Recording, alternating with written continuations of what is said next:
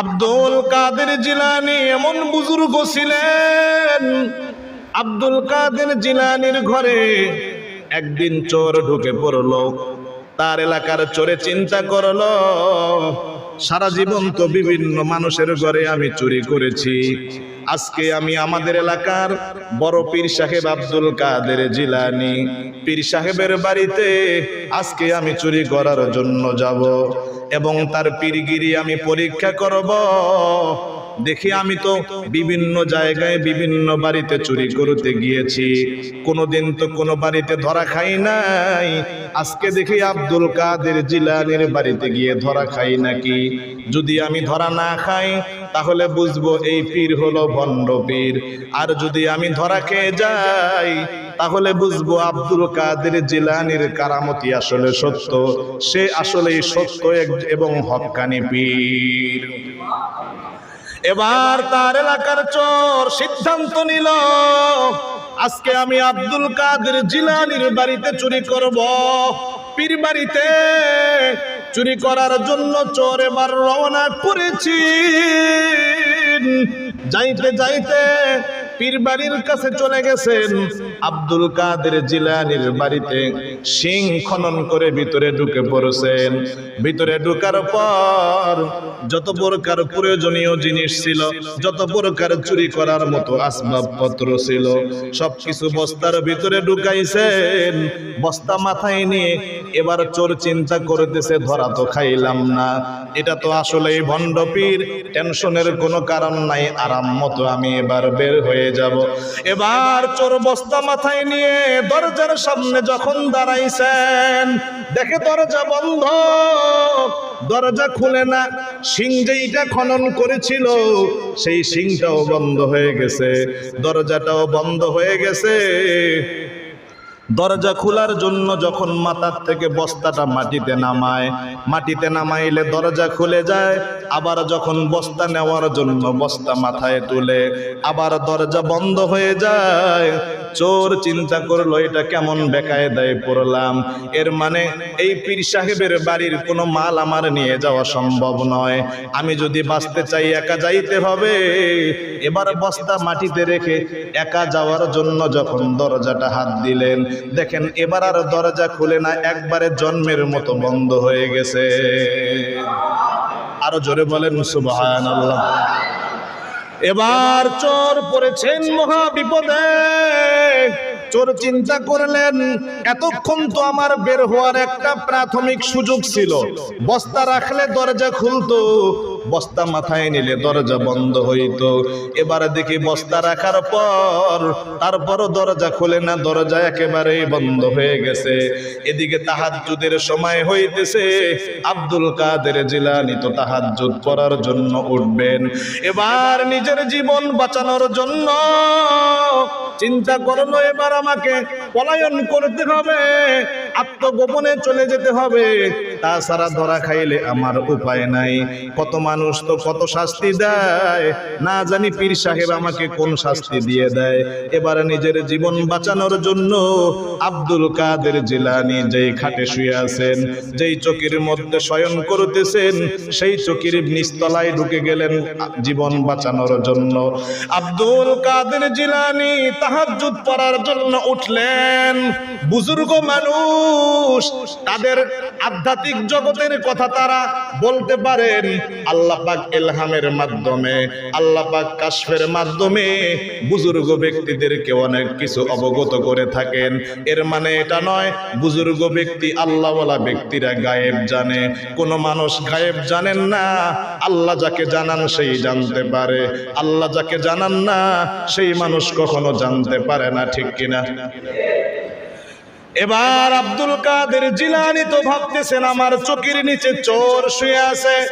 চিন্তা করলেন, আমি যদি দরজা খুলে উজু করতে যাই চোর তো বের হয়ে চলে যাবে, এই চোরকে তো আমি বের হয়ে যাইতে দিব না, এই চোরকে তো আমি আজকে আল্লাহওয়ালা বানিয়ে বের করব। এবার আব্দুল কাদের জিলানী উযু করার জন্য আর বাহিরে গেলেন না, ঘরের ভিতরে তায়াম্মুম করে এবার যায় নামাজে তিনি দাঁড়াইলেন। চোর ভিতরে থেকে চিন্তা করে, জীবনে কত আল্লাহওয়ালা দেখছি, এমন আল্লাহওয়ালা তো দেখি নাই যেই আল্লাহওয়ালা উযু ছাড়াই নামাজ পড়তে পারে। কিন্তু চোর তো তায়াম্মুমের বিধান জানে না, যার কারণে চোর এমন ধারণা করেছে, ঠিক কিনা? চোর তায়াম্মুম কি জিনিস এটা কি চোরে জানে নাকি? ও তো উযুই করে না, তায়াম্মুম কিভাবে জানবে? চোর ধারণা করতেছে এমন খারাপ বুজুর্গ তো আমি কোনোদিন দেখি নাই। কত বুজুর্গ দেখছি সকলেই তো উযু করে নামাজ পড়ে, আর আব্দুল কাদের এমন বুজুর্গ উযু ছাড়াই আজকে নামাজে দাঁড়িয়ে গেছে। এবার আব্দুল কাদের জিলানী তাহাজ্জুদ নামাজ শেষ করে তাসবিহ তাহলিল পড়তে পড়তে ফজরের আজান হয়ে গেল। ফজরের নামাজ তিনি আদায় করলেন। ফজরের নামাজ আদায় করে সেই যায় নামাজে আল্লাহর কোরআন তেলাওয়াত করা শুরু করেছেন।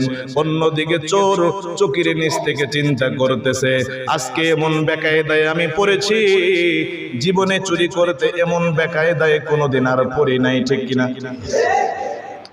এবার আব্দুল কাদের জিলানী কোরআন পড়তেছেন।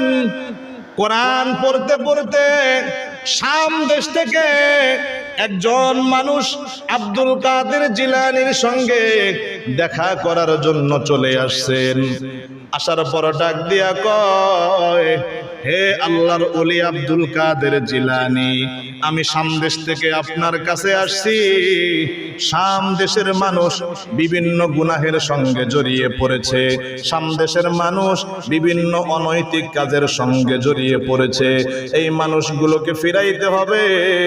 আপনি যদি আপনার দরবার থেকে একজন আল্লাহওয়ালা পাঠাইয়া দিতেন শাম দেশে মেহনত করার জন্য, শাম দেশের মানুষ তার মেহনতে বিভিন্ন গুনাহের থেকে নিজের ঈমান আমলকে বাঁচাইতে পারত।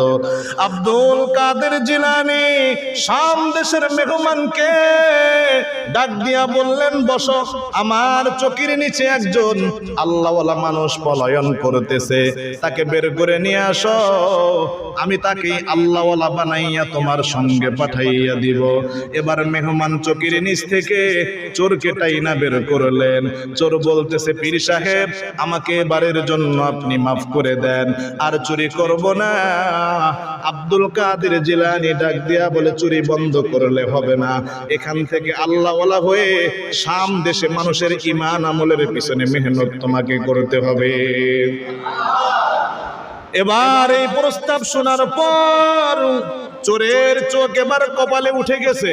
কেমন কথা বলেন বড় পীর আব্দুল কাদের জিলানী, আমি তো কোরআনটাও পড়তে পারি না, আলহামদু সূরাটা কোনো মতে বলতে পারি, আর সূরা ইখলাসটা আমি পড়তে পারি, আর কোন সূরা এবং কোন ঈমান আমল আমার মধ্যে নাই। আমি কিভাবে মানুষেরকে কালিমার দাওয়াত দিব, কিভাবে মানুষের পিছনে আমি মেহনত করব? আব্দুল কাদের জিলানী ডাক দিয়া বললেন, আমার ঘর থেকে একটা পরনের জামা নিয়ে আসো। জামা নিয়ে আসলো। পরনের জামাটা নিয়ে আসার পর এবার চোরের গায়ে পরাইয়া দিলেন। এবার আব্দুল কাদের জিলানী বললেন, চোখটা বন্ধ করে দেখো কি দেখা যায়। চোর যখন চক্ষু বন্ধ করলেন, আব্দুল কাদের জিলানীকে ডাক দিয়া বলে, ও আব্দুল কাদের জিলানী, আমি তো আমার থেকে 4-5 হাত দূরে লাউহে মাহফুজে আল্লাহর কোরআন লেখা দেখতেছি। এবার আব্দুল কাদের জিলানী ডাক দিয়া বলেন, যাও, তোমাকে আমি কোরআনের হাফেজ বানিয়ে শাম দেশে মেহনতের জন্য পাঠাইলাম। চোর ডাক দিয়া বলে, আমি শুধু হাফেজ হয়ে কিভাবে শাম দেশে মেহনত করার জন্য যাব? আল্লাহওয়ালার খাতায় নাম লেখাইয়া, কোরআনের হাফেজের খাতায় নাম লেখাইয়া আমি তো মক্কাও দেখলাম না, নবীর মদিনাও দেখলাম না। আল্লাহর বাইতুল্লাহ না দেখে, নবীর মদিনা শরীফ না দেখে কিভাবে আল্লাহওয়ালা হওয়া যায়। আব্দুল কাদের জিলানী ডাক দিয়া বললেন, চক্ষুটা বন্ধ করো, তুমি সব কিছুই দেখতে পাবে। আব্দুল কাদের জিলানী ফু দিলেন, চোর এবার চক্ষুটা বন্ধ করলেন। চোরে ডাক দিয়া কয়, আব্দুল কাদের জিলানী, আমি তো আমার কাছ থেকে 4-5 হাত দূরে আল্লাহর ঘর বাইতুল্লাহ নবীর মদিনা দেখতে পাইতেছি। ভাইয়েরা আমার, আব্দুল কাদের জিলানী তার বাড়িতে চোর চুরি করতে গিয়েছিল। এবার তাকে হাফেজে কোরআন বানাইলেন, আল্লাহওয়ালার সোহবত দিয়ে তাকে আল্লাহওয়ালা বানিয়ে দিলেন। আব্দুল কাদের জিলানী তার এই কারামতি দেখে চোর এবার চোখের পানি ছেড়ে দিয়ে হাওমাও করে কান্না করতেছেন, আর ডাক দিয়া বলতেছেন, আব্দুল কাদের জিলানী, আমার কপাল কত ভালো যে আমি আজকে চুরি করার সিদ্ধান্তটা আপনার বাড়িতে আমি নিয়েছিলাম। আপনার বাড়িতে আমি যদি আজকে চুরি করতে না আসতাম, আমি হয়তোবা আল্লাহর কালাম পাইতাম না, আমি হয়তোবা মক্কা মদিনা দেখতে পাইতাম না, আমি আপনার সহবত পাইতাম না, আমি হয়তোবা গুনাহগার জাহান্নামী হয়ে কবরে যাইতাম। এবার চোর বলতেছে, আমাকে বিদায় দেন, আমি আমার ঘর বাড়ি ছেড়ে, আমি আমার আত্মীয় স্বজন ছেড়ে সামদেশে চলে গেলাম। সামদেশে বাকি জীবন আমি মানুষের ঈমান আমলের পিছনে মেহনত করতেই থাকব। বড় পীর আব্দুল কাদের জিলানী বড় নেককার সন্তান, মা বাবার বড় একজন নেককার সন্তান তিনি আব্দুল কাদের জিলানী। তার বাবার নাম হলো আবু মুসা সালেহ জঙ্গি, তার মার নাম হলো উম্মে খায়ের। তার মা বাবা অনেক নেককার ছিল। তার বাবার ঘটনা আপনারা অনেকেই অবগত আছেন। তার বাবা আবু সালেহ মুসা এমন একজন নেককার ছিলেন, নদীর কিনারায় একদিন বসে আছেন, দেখতেছেন নদীর পানি দিয়ে একটি পাকা ফল পানি দিয়ে ভেসে যাইতেছে। আবু মুসা সালেহ সে পানির থেকে সেই ফলটা তুলে নিজে খাইলেন। খাওয়ার পরে আল্লাহর ভয় তার মধ্যে ঢুকে গেল। চিন্তা করতেছেন, আমি যেই ফলটা নদীর থেকে তুলে খাইলাম, এটা তো মালিকের অনুমতি আমি নেই নাই। এই ফলটা তো যে কোনো একটা গাছ থেকে পানিতে পড়েছে, এই গাছের তো একটা মালিক আছে, সেই মালিকের অনুমতি ছাড়া আমি তো তার ফল খেয়ে ফেলেছি। কিয়ামতের কঠিন ময়দানে মালিক যদি আল্লাহর সামনে অভিযোগ দায়ের করে, আমি সেই মালিককে কি জবাব দিব? কিয়ামতের কঠিন ময়দানে আল্লাহর সামনে আমি সেদিন লজ্জিত হব, ধরা খেয়ে যাব।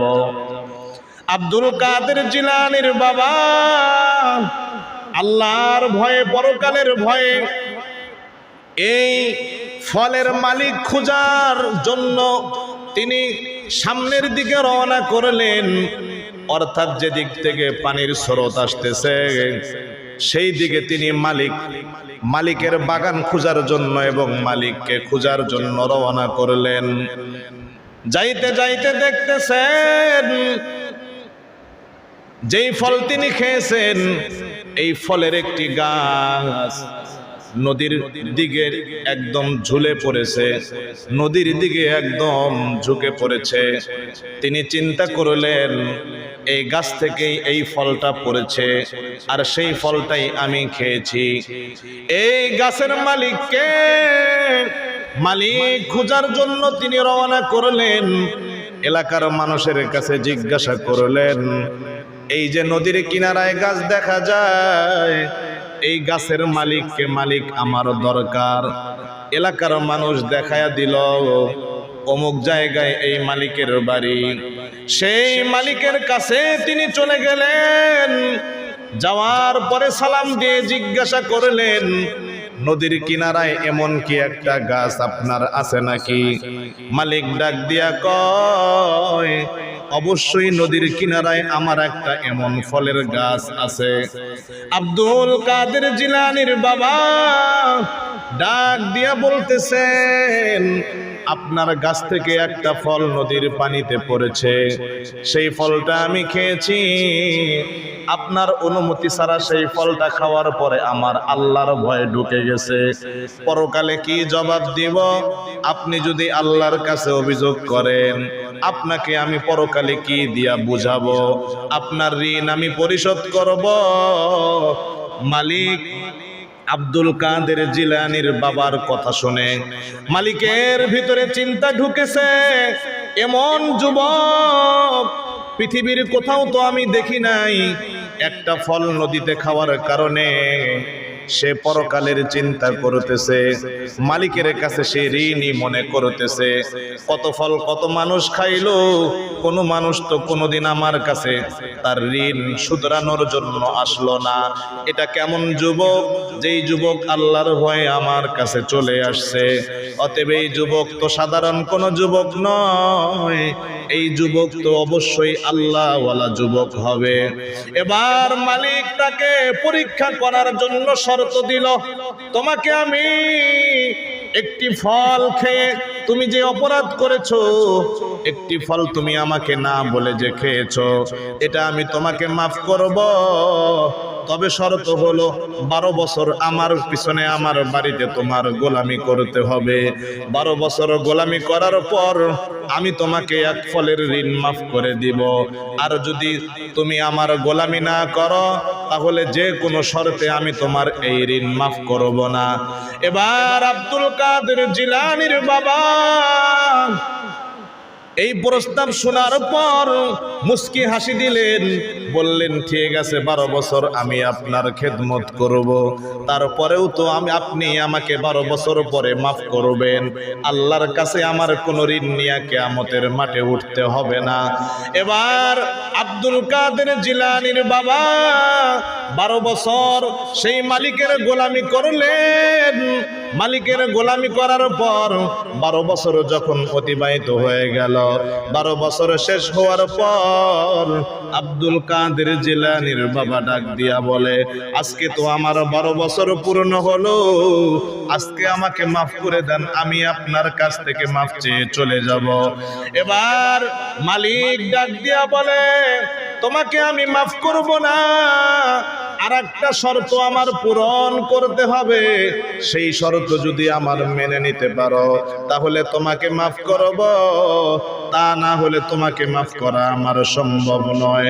আব্দুল কাদের জিলানীর বাবা ডাক দিয়া বলে, আপনি একটা কেন, যদি আপনি 10টা শর্ত আমাকে দেন, তারপরও 10টা শর্ত পূরণ করে আমি আজকে ঋণ মুক্ত হয়ে যাব। এবার বাগানের মালিক ডাক দিয়া বলেন, বাগানের মালিক চিন্তা করেছেন, এটা কেমন যুবক, সাধারণ কোন যুবক নয়। এই যুবক দুনিয়ার সাধারণ কোন যুবক নয়, এই যুবক অবশ্যই আল্লাহওয়ালা যুবক। অতএব এক ফল খাওয়ার কারণে যেই যুবক 12 বছর গোলামি করতে পারে, এই যুবকের সাথে আমি আমার কন্যাকে বিয়ে দিব। এবারে দ্বিতীয় শর্ত দিল, হে যুবক, তুমি যদি আমার কাছে মাফ পাইতে চাও, আমার একটা অন্ধ মেয়ে আছে, আমার একটা লুলা মেয়ে আছে, আমার একটা কালো মেয়ে আছে, আমার একটা বধির মেয়ে আছে, যেই মেয়েটা কানেও শোনে না, যেই মেয়েটা চোখেও দেখে না, যেই মেয়েটার রং হলো কালো, যেই মেয়েটা হাঁটতেও পারে না, পা নাই, যেই মেয়েটার হাতও নাই, এরকম একটা অযোগ্য মেয়ে, এরকম একটা অসম্পূর্ণ মেয়ে, এরকম একটা অসুস্থ মেয়ে আমার ঘরে আছে, তাকে তোমাকে বিয়ে করতে হবে। তুমি যদি বিয়ে করতে পারো, তাহলে তোমাকে আমি মাফ করব, তা না হলে মাফ করব না। আব্দুল কাদের জিলানীর বাবা ডাক দিয়া বলে, মালিক, আপনার যে কোনো শর্ত আমি মেনে নিব, আমার পক্ষ থেকে কোনো আপত্তি নাই। আপনার এরকম একটা অসুস্থ মেয়ে বিয়ে করার পর আপনি যদি আমাকে মাফ করেন, তারপরও আমি খুশি আছি। আল্লাহর দরবারে আমি কোনো ঋণ নিয়ে উঠতে চাই না। এবার ওই বাগানের মালিক ডাক দিয়া বলে, ঠিক আছে তাহলে বিয়ের আয়োজন করা হোক। বিয়ের আয়োজন করা হলো। এবার আব্দুল কাদের জিলানীর বাবার সাথে তার মার বিয়ে হয়ে গেল। বিয়ে যখন সম্পূর্ণ হয়, বাসর ঘরে যায় দেখে কিসের কালো মেয়ে, কিসের পাসারা মেয়ে, কিসের অন্ধ মেয়ে, কিসের বধির মেয়ে, একদম যেন জান্নাতি হুরের মতো সুন্দরী। এবার আব্দুল কাদের জিলানীর বাবা আবু সালেহ মুসা জঙ্গি এরকম সুন্দরী মেয়ে বাসর ঘরে দেখার পর ঘর থেকে দৌড়াইয়া বের হয়েছেন, শ্বশুরের কাছে চলে গেছেন। ডাক দিয়া বলতেছেন, শ্বশুর মহোদয়, আপনি আমাকে বললেন আপনার মেয়ে অসুন্দর, আপনার মেয়ে চোখে দেখে না, আপনার মেয়ে কানে শোনে না, আপনার মেয়ের একটা পা নাই, একটা হাত নাই, কিন্তু বাসর ঘরে যাওয়ার পর দেখতেছি কোন সুন্দরী মেয়ে যেন আমার ঈমানকে ধ্বংস করার জন্য বাসর ঘরে বসে আছে। এবার শ্বশুর চোখের পানি ছেড়ে হাউমাউ করে কান্না করতেছেন।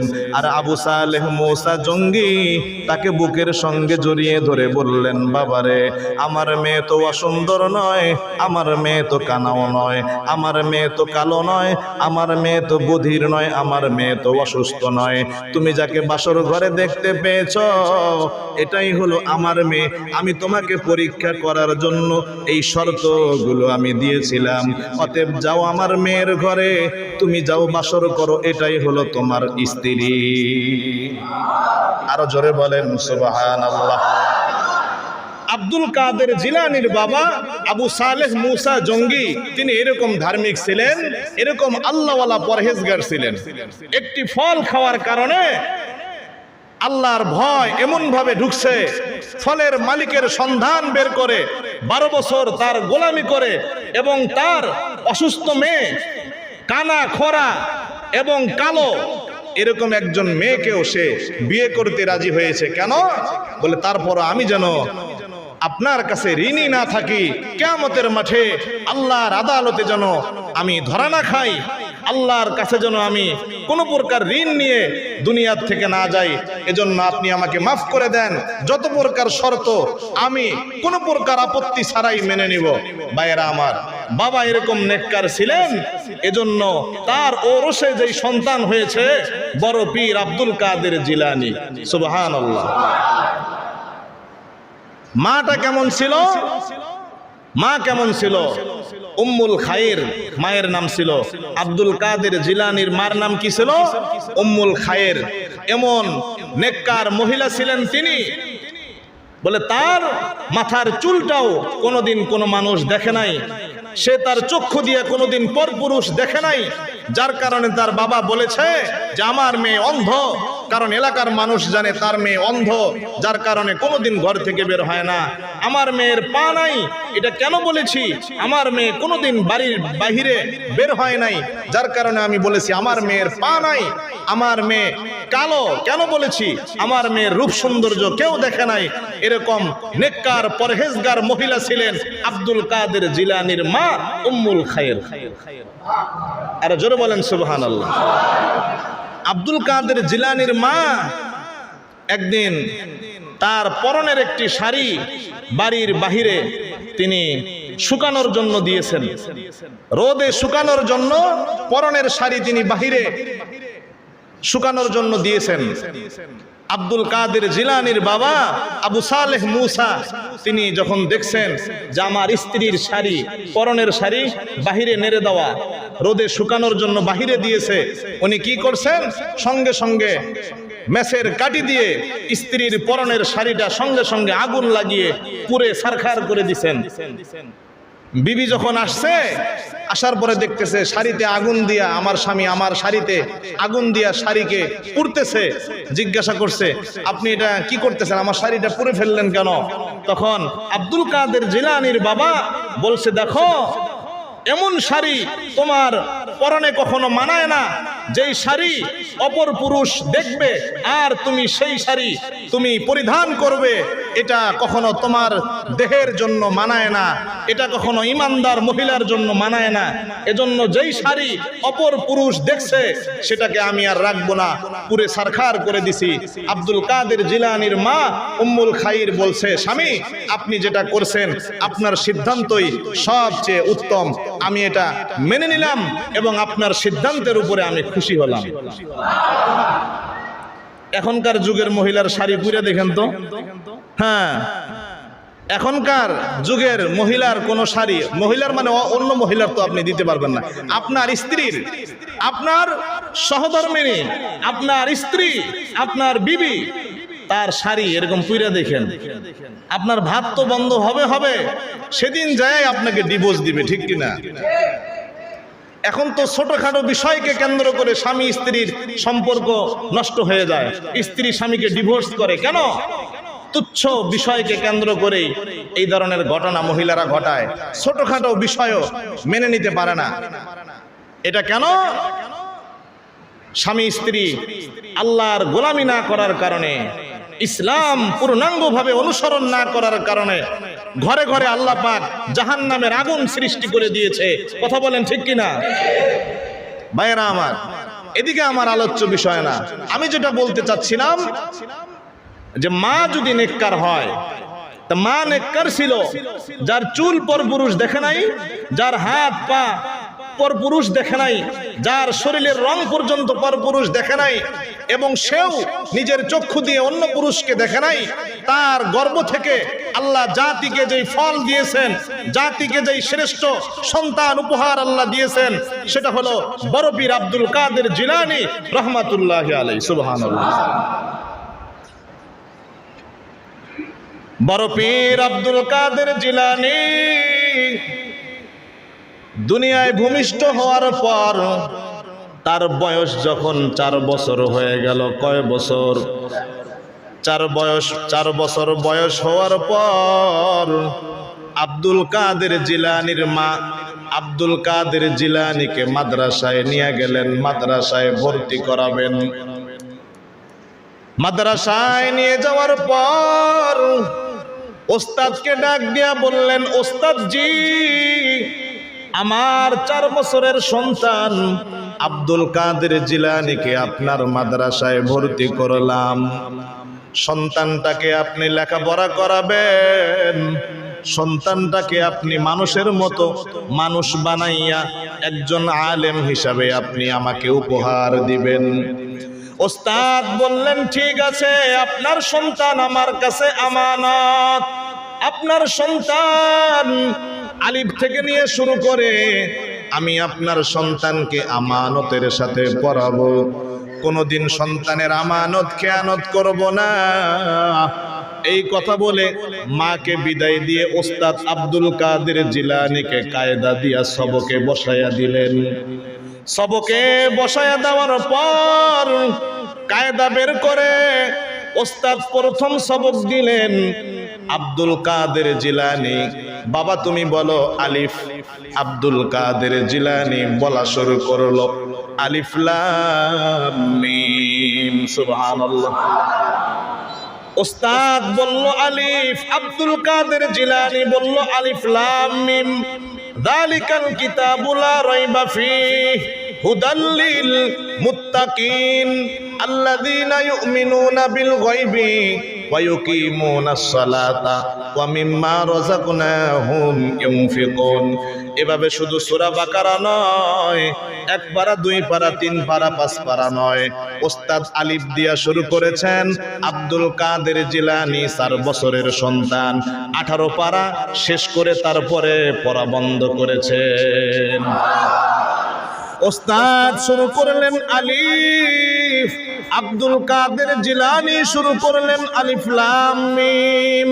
1 পারা 2 পারা 5 পারা নয়, 18 পারা শেষ করে 4 বছরের সন্তান আব্দুল কাদের জিলানী পড়া বন্ধ করলো। ওস্তাদরাও পলক নজরে তাকিয়ে আছে। ওস্তাদদের মনে ভয় কাজ করতেছে, এমন অলৌকিক সন্তান তো এর আগে কোনোদিন দেখি নাই, এর আগে তো কোনোদিন এমন অদ্ভুত ছাত্র আমাদের কাছে কখনো আসে নাই। অতএব এটা কেমন সন্তান, কোন কারণে এই সন্তান 4 বছরের সন্তান 18 পারা পর্যন্ত অলৌকিকভাবে মুখস্থ বলল, এর কারণ কি এটা আমাদের সন্ধান করতে হবে। ওস্তাদরা সন্ধান করার জন্য আব্দুল কাদের জিলানীর মার কাছে চলে গেলেন। মার কাছে যাওয়ার পর সালাম দিয়া জিজ্ঞাসা করলেন, হে আব্দুল কাদের জিলানীর মা, সন্তানকে পাঠাইলেন কায়দা পড়ানোর জন্য, সন্তান তো 18 পারা পর্যন্ত মুখস্থ বলে ফেলল, অলৌকিক ঘটনার পিছনে কারণ কি? কারণটা আমাদেরকে আপনি বললে আমরা উপকৃত হব। এবার আব্দুল কাদের জিলানীর মা ডাক দিয়া বলে, ওস্তাদ জি, এটার পিছনে কি কারণ আমার জানা নাই, তবে আমি এতটুকু বলতে পারি, আমার এই সন্তান যখন আমার গর্ভে ছিল, আমি কোনোদিন গুনাহের কাজ করি নাই, কোনোদিন আমি গান বাজনাও শুনি নাই, কোনোদিন আমি অপর পুরুষকে দেখি নাই। আমার এই সন্তান যখন আমার গর্ভে ছিল, আমি তখন সন্তান পেটে ধারণ করে 1 থেকে 18 পারা পর্যন্ত আমি খতম করেছিলাম। এরপরে আমার সন্তান যখন দুনিয়াতে আসলো, আমার সন্তান যখন কান্না শুরু করতো,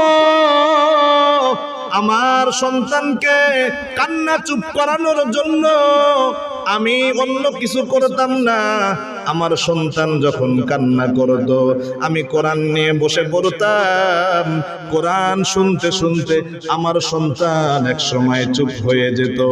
আমার সন্তান যখন আমার বুকের দুধ পান করত, আমি তখন বসে থাকতাম না, আমি তখন আল্লাহর কোরআন নিয়ে বসে পড়তাম, আল্লাহর কোরআন তেলাওয়াত শুরু করতাম।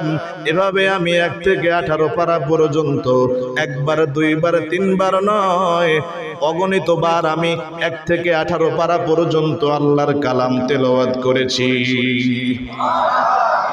ওস্তাদরা চোখের পানি ছেড়ে দিয়ে ডাক দিয়ে বলতেছেন, হে মা, আপনার এই কোরআন তেলাওয়াতের কারণে আল্লাহ আপনাকে এমন সন্তান দান করেছেন। আব্দুল কাদের জিলানী দুনিয়ায় ভূমিষ্ঠ হওয়ার পরে নয়, আপনার গর্ভে থাকাকালীন আল্লাহর কালাম 18 পারা পর্যন্ত তিনি হেফজ করেছেন। আপনি যদি আর 12 পারা তেলাওয়াত করতেন, আপনার সন্তান আপনার গর্ভে থেকে পরিপূর্ণ হাফেজ হয়ে দুনিয়ায় ভূমিষ্ঠ হইত। এই কালামে জিন্দা কোরআনে হাকিম, হিকমতে উলা ইয়াজালাসতু কদিম, জামিউল ইলম ফিল কোরআনে হাকিম, তাকাজার আনহু আফহামুর রিজালি, বাখা কোরআন কালামুল্লাহ বাশুনু, কদিমাস্তি নইনু। ও দুনিয়ার মুসলমান ইমানদার, বর্তমান মহিলাদের অবস্থা মিলান, আপনারা নিজেরটা নিজে মিলিয়ে দেখেন আব্দুল কাদের জিলানীর মার অবস্থা কেমন ছিল, আর বর্তমান যুগের সন্তানদের মায়ের অবস্থা কেমন হয়। সন্তান গর্ভে নিয়া মা যখন ইন্ডিয়ান সিনেমাগুলো দেখে, ইন্ডিয়ান নাটকগুলো দেখে, সন্তান ভূমিষ্ঠ হওয়ার পর সেই সন্তান ওই ইন্ডিয়ান নাটকদের যারা সিনেমা করে তাদের মতোই উশৃঙ্খল হয়, ঠিক কিনা? ভাইরা আমার, সন্তান কান্না যখন করে, বর্তমান যুগের মহিলারা তখন কার্টুনের সিনারি দেখায়, কার্টুন দেখায় সন্তানদেরকে চুপ করায়, কার্টুন দেখায় ভাত খাওয়ায়, কার্টুন দেখায় ঘুম পাড়ায়, যার কারণে বর্তমান সন্তানরা আগের জামানার সন্তানদের সাথে কোনো মিল নাই। ছোট থেকেই দেখা যায় উগ্র মেজাজ এবং উদ্ভট, ঠিক কিনা? ভাইয়েরা আমার, আব্দুল কাদের জিলানী নেককার বাবার সন্তান, নেককার মায়ের সন্তান, যার কারণে আব্দুল কাদের জিলানী এত বড় ওলি ছিলেন, এত বড় বুজুর্গ ছিলেন, পৃথিবীর এমন কোন মানুষ পাওয়া যাবে না যেই মানুষটা আব্দুল কাদের জিলানীর নাম শুনে নাই, ঠিক কিনা? আব্দুল কাদের জিলানী এমন বুজুর্গ ছিলেন, আব্দুল কাদের জিলানীর ঘরে একদিন চোর ঢুকে পড়লো।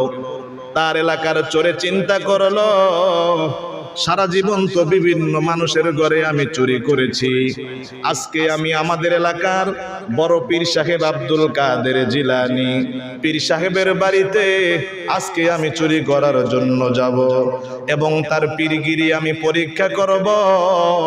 দেখি আমি তো বিভিন্ন জায়গায় বিভিন্ন বাড়িতে চুরি করতে গিয়েছি, কোনোদিন তো কোনো বাড়িতে ধরা খাই নাই, আজকে দেখি আব্দুল কাদের জিলানীর বাড়িতে গিয়ে ধরা খাই নাকি।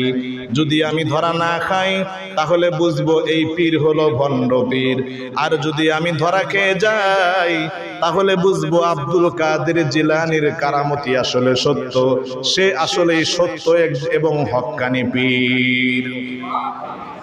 এবার তার এলাকার চোর সিদ্ধান্ত নিল, আজকে আমি আব্দুল কাদের জিলানীর বাড়িতে চুরি করব। পীর বাড়িতে চুরি করার জন্য চোর এবার রওনা করেছি। যাইতে যাইতে পীর বাড়ির কাছে চলে গেছেন। আব্দুল কাদের জিলানীর বাড়িতে সিং খনন করে ভিতরে ঢুকে পড়েছেন।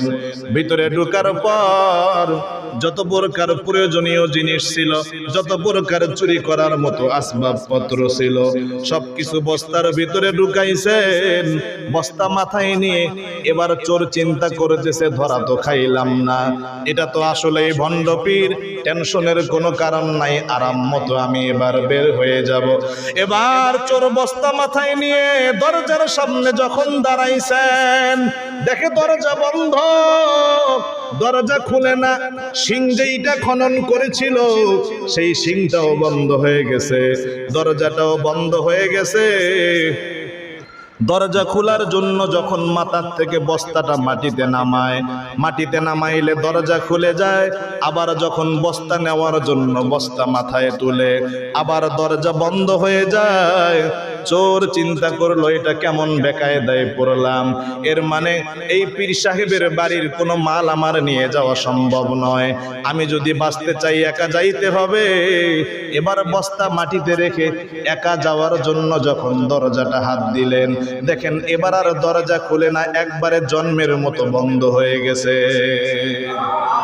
আরো জোরে বলেন সুবহানাল্লাহ। এবার চোর পড়েছেন মহা বিপদে। চোর চিন্তা করলেন, এতক্ষণ তো আমার বের হওয়ার একটা প্রাথমিক সুযোগ ছিল, বস্তা রাখলে দরজা খুলতো, বস্তা মাথায় নিলে দরজা বন্ধ হইতো। এবার দেখি বস্তা রাখার পর তারপরও দরজা খুলে না, দরজা একেবারেই বন্ধ হয়ে গেছে। এদিকে তাহাজ্জুদের সময় হইতেছে, আব্দুল কাদের জিলানী তো তাহাজ্জুদ পড়ার জন্য উঠবেন। এবার নিজের জীবন বাঁচানোর জন্য চিন্তা করলো, এবার আমাকে পলায়ন করতে হবে, আত্মগোপনে চলে যেতে হবে, তাছাড়া ধরা খাইলে আমার উপায় নাই।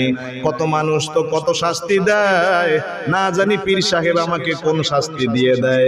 এবার নিজের জীবন বাঁচানোর জন্য আব্দুল কাদের জিলানী যেই খাটে শুয়ে আছেন, যেই চকির মধ্যে শয়ন করতেছেন, সেই চকির নিচতলায় ঢুকে গেলেন জীবন বাঁচানোর জন্য। আব্দুল কাদের জিলানী তাহাজ্জুদ পড়ার জন্য উঠলেন। বুজুর্গ মানুষ, তাদের আধ্যাত্মিক জগতের কথা তারা বলতে পারেন। আল্লাহ পাক ইলহামের মাধ্যমে, আল্লাহ পাক কাশফের মাধ্যমে বুজুর্গ ব্যক্তিদেরকে অনেক কিছু অবগত করে থাকেন। এর মানে এটা নয় বুজুর্গ ব্যক্তি, আল্লাহওয়ালা ব্যক্তিরা গায়েব জানে।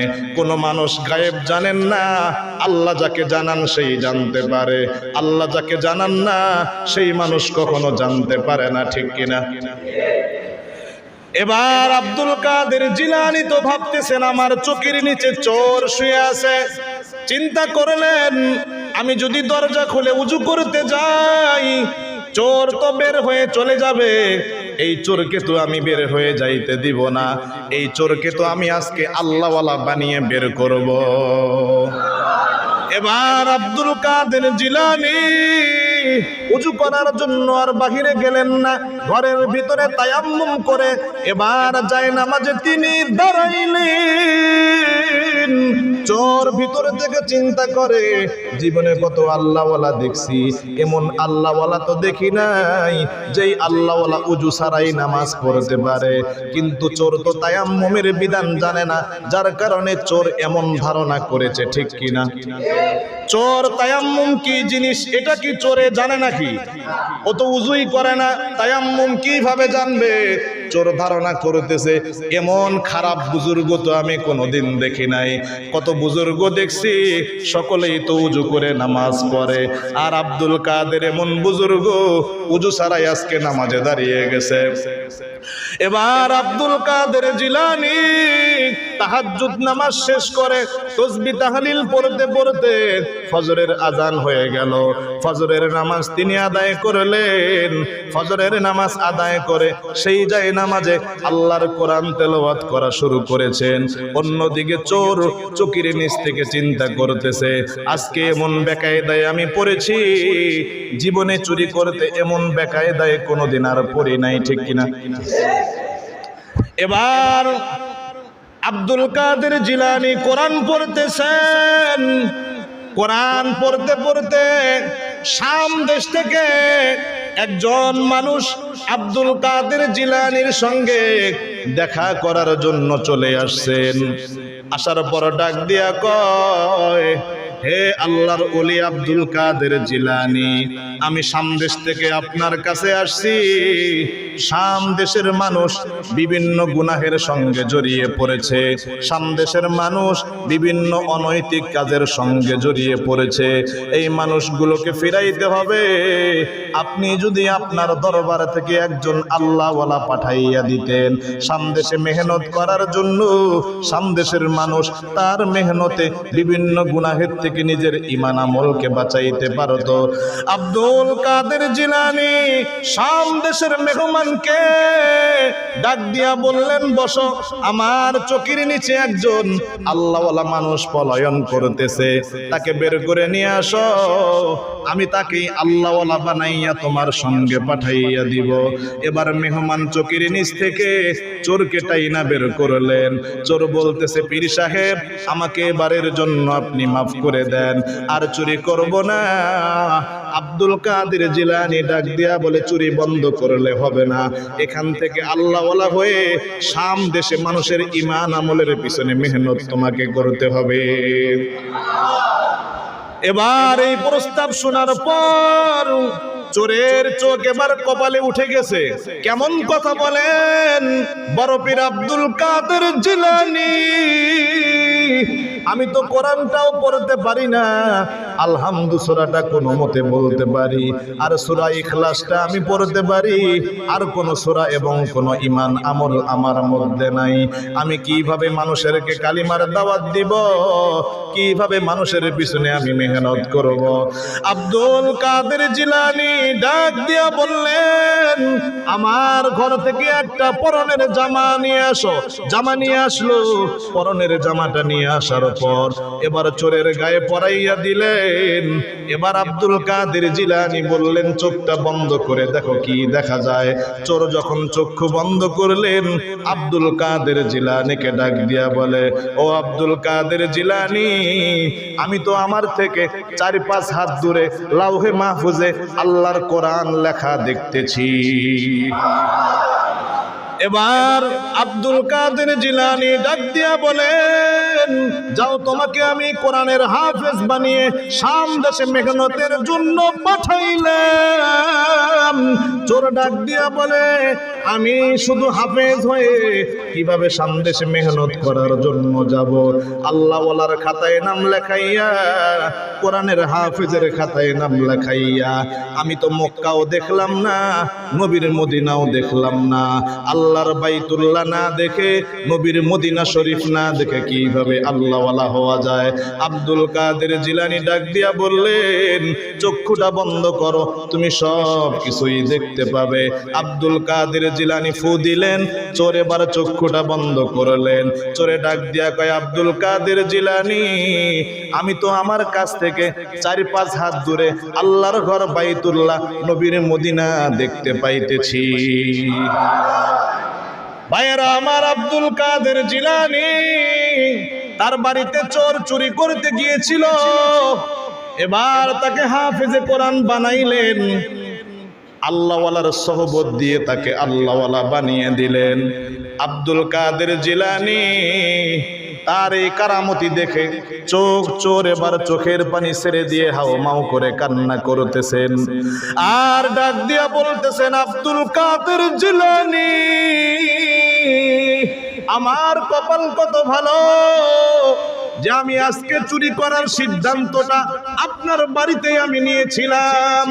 আপনার বাড়িতে আমি যদি আজকে চুরি করতে না আসতাম, আমি হয়তোবা আল্লাহর কালাম পাইতাম না, আমি হয়তোবা মক্কা মদিনা দেখতে পাইতাম না, আমি আপনার সোহবত পাইতাম না, আমি হয়তোবা গুনাহগার জাহান্নামী হয়ে কবরে যাইতাম। এবার চোর বলতেছে, আমাকে বিদায় দেন, আমি আমার ঘর বাড়ি ছেড়ে, আমি আমার আত্মীয় স্বজন ছেড়ে সামদেশে চলে গেলাম। সামদেশে বাকি জীবন আমি মানুষের ঈমান আমলের পিছনে মেহনত করতেই থাকবো। আর জোরে বলেন সুবহানাল্লাহ। আব্দুল কাদের জিলানী এত বড় ওলি ছিলেন, এত বড় বুজুর্গ ছিলেন। এত বড় বুজুর্গ কিসের বরকতে হইলেন? মায়ের নেককার হওয়ার বরকতে, মা নেককার হওয়ার বরকতে, বাবা নেককার হওয়ার বরকতে আল্লাহ পাক সন্তানকে জাতির শ্রেষ্ঠ সন্তান বানিয়ে দুনিয়ায় পাঠাইছে।